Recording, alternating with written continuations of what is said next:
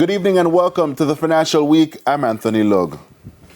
Tropical Mobility, a majority-owned subsidiary of Tropical Battery Company, has signed a memorandum of understanding with Ilesco, a company led by businessman Lee Issa.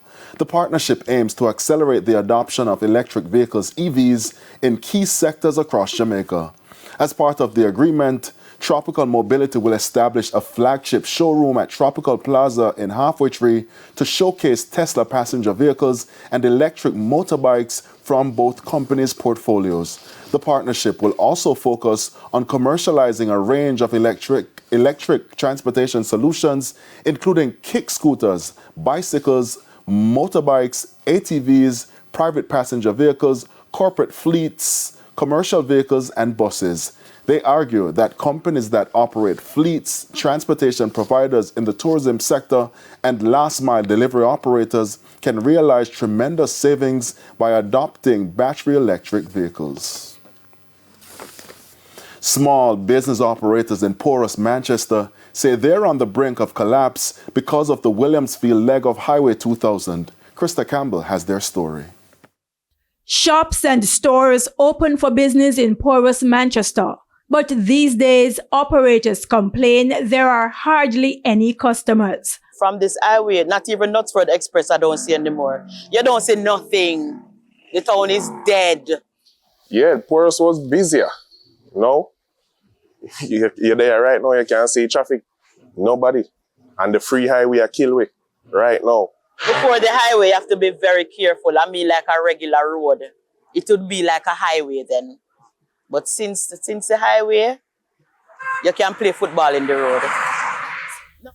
The Clarendon to Manchester leg of Highway 2000 is their bone of contention. Nicholas, who operates a sports bar and gaming lounge, says business is so bad he cannot even hire anyone.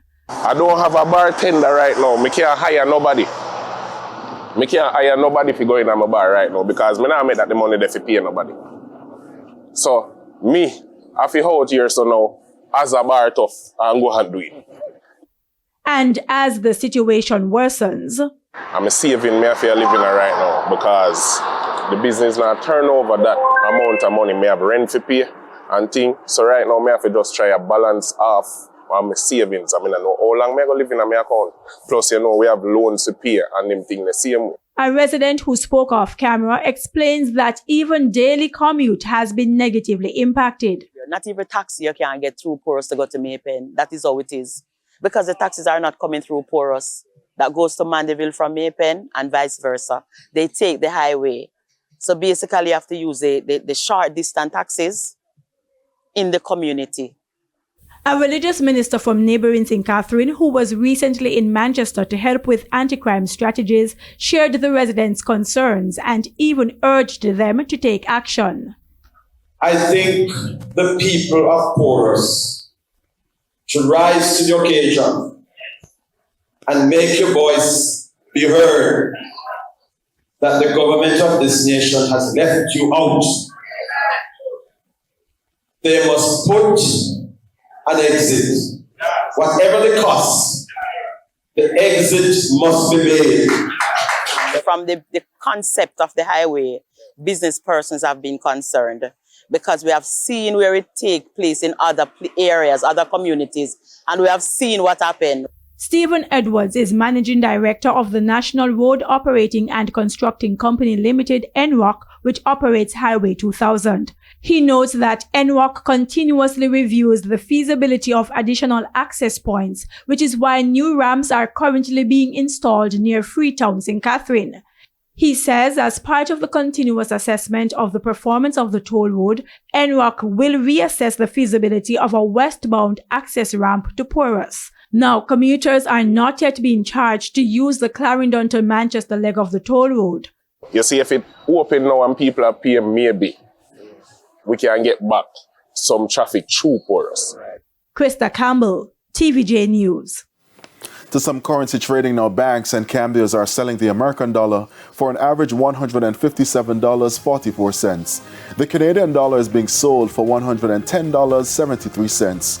$198.31 is the average value of the pound, while the euro will go for $167.32. The JSE index advanced by 1,441 points, while the junior market index advanced by 41 points. 52 shares advanced, including CAC 2000, ISP Finance Services, KLE Group, Stationary Office Supplies, and Caribbean Assurance Brokers. The losers included Iron Rock Insurance, Margaritaville Turks US dollar shares, Berger, MPC Caribbean Clean Energy, and AS Bryden & Sons Holdings US dollar shares. 26 stocks traded firm. And that's the Financial Week. I'm Anthony Lug, news from overseas and the bite of the week after the break.